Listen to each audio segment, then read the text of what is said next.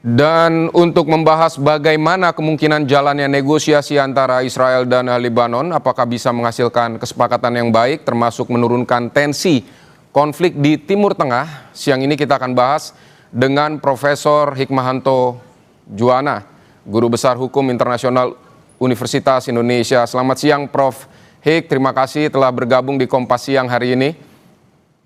Sama-sama, terima kasih. Baik Prof. Hik, Anda melihatnya bagaimana? Ini kalau di mediasi Amerika Serikat, sebenarnya kan mediasi seharusnya peran negosiator itu, mediator itu bebas kepentingan atau netral. Nah, Anda melihat Amerika Serikat ini seperti apa untuk memediasi ini?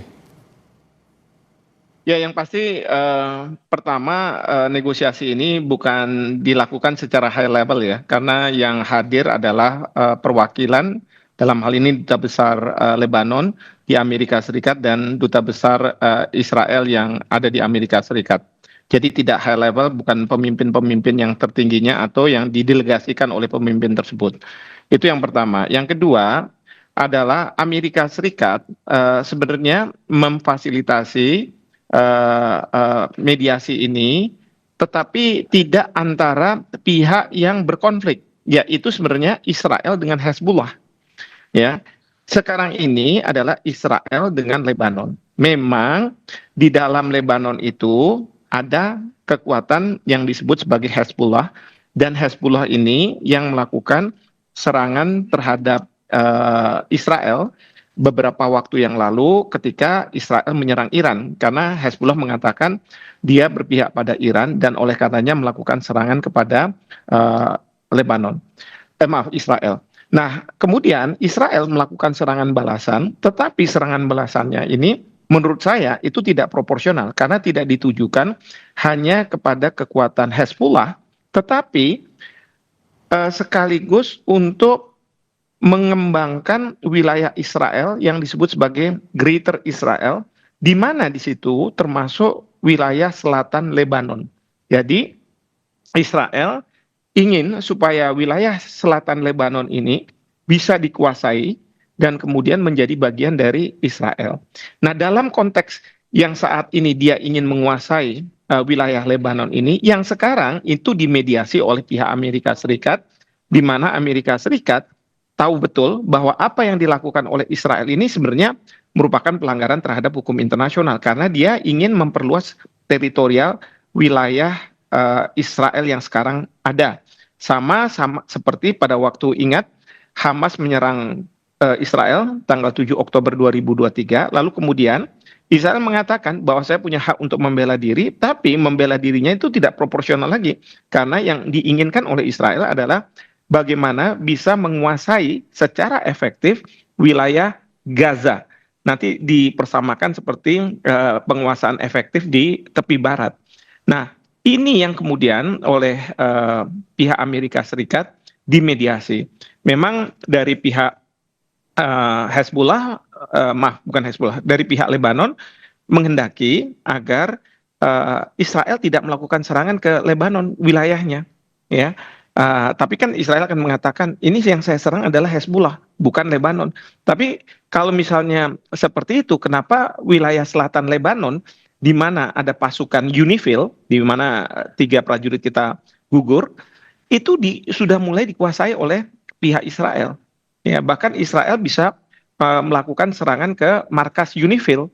Nah, ini yang tadi barusan saja Sekjen PBB mengatakan ini memang masalah agak sedikit pelik ya, rumit karena perundingan itu antara Hezbollah dengan sekali lagi Lebanon dengan Israel, tetapi untuk mengendalikan Hezbollah, dan selalu yang menjadi alasan Israel menyerang Lebanon bukan karena Lebanonnya tapi karena Hezbollah, tapi dalam kenyataannya dia mengambil bagian dari Lebanon. Jadi seperti itu. Prof, lalu kira-kira apa yang diharapkan Israel dari Lebanon terkait Hizbullah dalam perundingan ini? Ya, yang dikehendaki oleh Israel adalah tidak ada serangan dari Hezbollah ke Israel lagi. Dan itu harus dikendalikan oleh Lebanon. Yang terus terang memang sulit bagi Lebanon untuk bisa mengendalikan Hezbollah ini. Karena kekuatannya sedemikian rupa, ya, dan mereka akan sulit untuk mengendalikan. Nah, yang kedua, tentu dari pihak Israel menghendaki agar adanya permanent, katakanlah ceasefire, ya, tidak ada lagi serangan-serangan ke Israel oleh Hezbollah. Jadi selain mengendalikan Hezbollah itu, tapi juga menghendaki agar serangan itu tidak akan muncul lagi, dan itu dibebankan kepada pemerintah Lebanon. Baik. Sementara dari sisi Lebanon, mereka menghendaki agar wilayah Lebanon tidak diambil, dianeksasi oleh pihak Israel.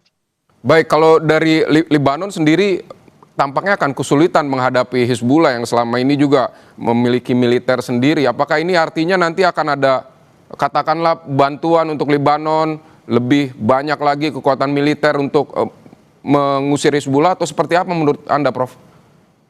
Ya, kalau selama ini Hezbollah itu kekuatannya itu tidak berasal dari Lebanon, ya, Ya. tetapi dari Iran sebenarnya.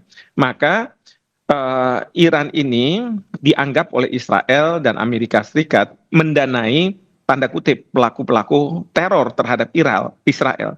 Padahal yang dilakukan oleh Hezbollah, Hamas maupun Houthi itu adalah memastikan wilayah Palestina itu dikembalikan kepada rakyat Palestina, dan tidak boleh ada kekuatan Israel atau berdirinya negara Israel di wilayah Palestina.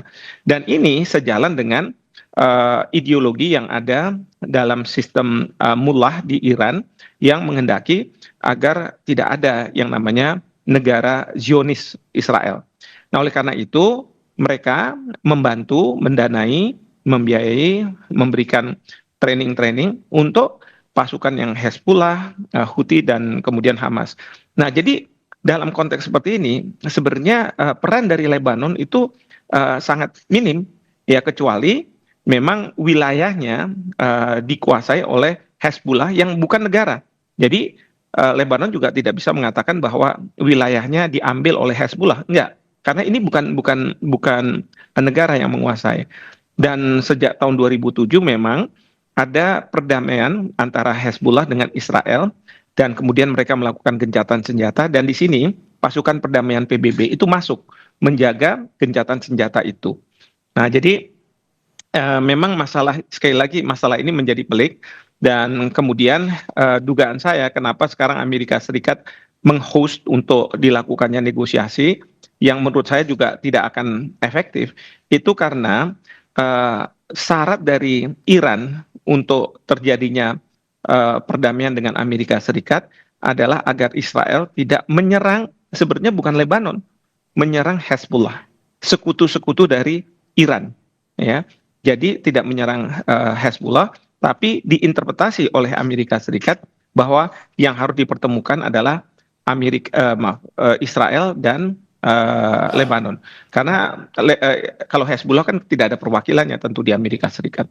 Baik, berarti kepentingan Amerika Serikat di sini untuk memediasi ini juga apakah terkait dengan upaya mereka untuk memuluskan negosiasi mereka dengan Iran di Pakistan, atau seperti apa, Prof? Iya, betul sekali. Jadi kan kemarin ini pada waktu ada perundingan antara pihak Iran dengan Amerika Serikat, Vance dengan ketua parlemen dari Iran, memang salah satu permintaan dari Iran adalah Israel tidak lagi menyerang sekutu-sekutunya, apakah itu Hezbollah, Hamas ataupun Houthi, ya. Nah, ini yang kemudian Presiden Trump menyampaikan kepada Perdana Menteri Netanyahu untuk mengurangi atau tidak menyerang, tapi dari pihak Israel hanya bisa mengurangi, ya, karena dia ingin bahwa kesepakatan damai ini antara Iran dengan Amerika Serikat tidak terjadi, supaya perang itu terus dilakukan sampai kapan? Sampai Iran di sistem pemerintahannya berganti dari mullah ke monarki, ya, anak dari Shah Iran, Reza Pahlavi, yang akan menjadi pemimpin. Nah, tapi Amerika Serikat tahu bahwa prasyarat dari Iran ini harus dipenuhi.